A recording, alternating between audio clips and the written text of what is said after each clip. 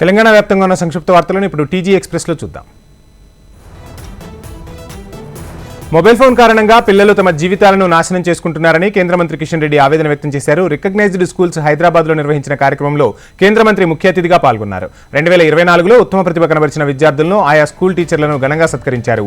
నేటి తరం విద్యార్థులు పూర్తిగా పుస్తకాలను పక్కన పెట్టేసి ఫోనే ప్రపంచంగా భావించడం విచారకరమన్నారు. విద్య ద్వారానే సమాజంలో మార్పు వస్తుందని ఆయన ఆశాభావం వ్యక్తం చేశారు. వేములవాడ రాజరాజేశ్వర స్వామిని ప్రముఖ సినీ హీరో శ్రీకాంత్ దర్శించుకున్నారు. కార్తీక మాసం సందర్భంగా స్వామివారిని దర్శించుకోవడం సంతోషంగా ఉందని మొదటిసారి స్వామివారి దర్శనానికి వచ్చినట్లు చెప్పారు. హీరో రామ్ చరణ్ తో కలిసి నటించిన గేమ్ చేంజర్ ఈ నెల 10న విడుదలవుతుందని పేర్కొన్నారు. కళ్యాణ్ రామ్, సాయి ధరమ్ తేజ్ తో పాటు మరికొన్ని సినిమాల్లో నటిస్తున్నట్లు చెప్పారు. శ్రీకాంత్ తన కొడుకు రోషన్ హీరోగా పలు సినిమాలు తెరకెక్కుతున్నట్లు చెప్పారు. భద్రాద్రి కొత్తగూడెం జిల్లాలో ప్రజాపాలనా విజయోత్సవాల్లో భాగంగా టూకే రన్ కార్యక్రమాన్ని చేపట్టారు. కొత్తగూడెం ఎల్లందు క్రాస్ రోడ్ నుండి రామచంద్ర కాలేజ్ వరకు టూకే రన్ ను జిల్లా కలెక్టర్ జితీష్ వి పాటిల్ ప్రారంభించారు.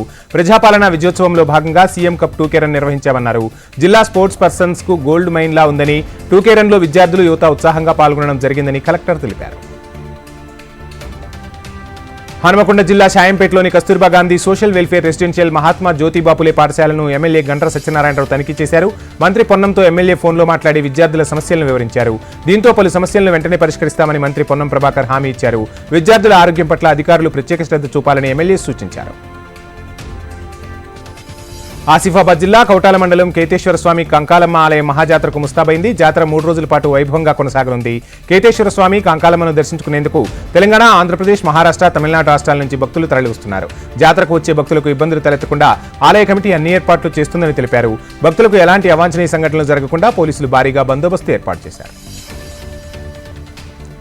ప్రజాపాలనా విజయోత్సవంలో భాగంగా జనగామలో టూకే రన్ కార్యక్రమాన్ని చేపట్టారు. నెహ్రూ పార్క్ నుంచి కలెక్టరేట్ వరకు టూకే రన్ ను కలెక్టర్ రిజ్వాన్ బాషా జెండా ఊపి ప్రారంభించారు. విజయోత్సవాల్లో భాగంగా ఏర్పాటు చేసిన టూకే రన్ లో పాల్గొనడం చాలా ఆనందంగా ఉందని కలెక్టర్ అన్నారు. యువత ఎక్కువగా ఇటువంటి కార్యక్రమాలు చేయాలని, ఆరోగ్యానికి రన్నింగ్ చాలా అవసరమని కలెక్టర్ రిజ్వాన్ బాషా పేర్కొన్నారు. సికింద్రాబాద్ అడ్డగుట్ట వద్ద ట్రాన్స్ఫార్మర్లో మంటలు చెలరేగాయి. ఒక్కసారిగా ట్రాన్స్ఫార్మర్ నుంచి మంటలు పెద్ద ఎత్తున ఎగిసిపడడంతో స్థానికులు భయాందోళనకు గురయ్యారు. వెంటనే అగ్నిమాపక సిబ్బందికి సమాచారం ఇవ్వడంతో హుటాహుటిన అక్కడికి చేరుకుని మంటలను అదుపు చేశారు. ప్రమాదంలో ఎలాంటి ప్రాణ నష్టం జరగకపోవడంతో అంతా ఊపిరి పీల్చుకున్నారు. కొత్తగూడెం జిల్లాలో ప్రపంచ ఎయిడ్స్ దినం సందర్భంగా జిల్లా వైద్య ఆరోగ్య శాఖ ర్యాలీ నిర్వహించారు. ఈ ర్యాలీలో వైద్య సిబ్బందితో పాటు విద్యార్థులు పాల్గొన్నారు. ప్రజల్లో హెచ్ఐవి సంక్రమణ వ్యాప్తి వలన ఏర్పడే ఎయిడ్స్ మహమ్మారి గురించి అవగాహన పెంచడానికి డిసెంబర్ 1ని ఎయిడ్స్ డేగా నిర్వహిస్తున్నట్లు డిఎంహెచ్ఓ డాక్టర్ భాస్కర్ నాయక్ తెలిపారు. ఎయిడ్స్ సంక్రమించినట్లయితే వ్యాధి నిరోధక శక్తి తగ్గిపోతుందని, ఇది ఇతర వ్యాధుల్లో ఉండదని తెలిపారు. ఉప్పల్ పిఎస్ పరిధి బీరప్పగడ్డలో మధు అనే వ్యక్తి ఇంట్లో దొంగతనం జరిగింది. ఇంట్లో ఎవరూ లేని సమయంలో ఇంటి తాళాలు పగలగొట్టి 8 తులాల బంగారు ఆభరణాలను, 40,000 రూపాయల నగదును దుండగుడు ఎత్తుకెళ్లడం సీసీటీవీలో రికార్డైంది. బాధితులు ఉప్పల్ పోలీసులకు ఫిర్యాదు చేయడంతో పోలీసులు కేసు నమోదు చేశారు.